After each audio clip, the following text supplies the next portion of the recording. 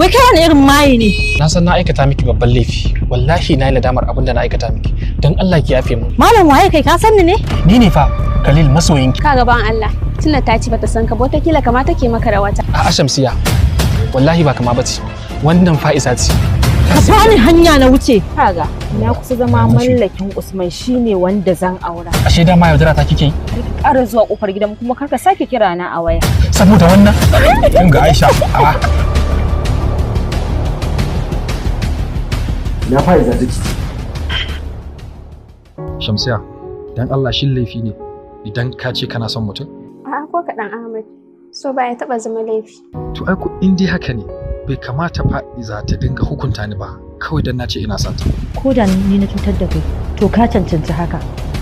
Ka duba ko gairin soyayya da muka yi da ita. Ashe kwata-kwata ba har zuci ba. Ba ta so na yaudara ta take.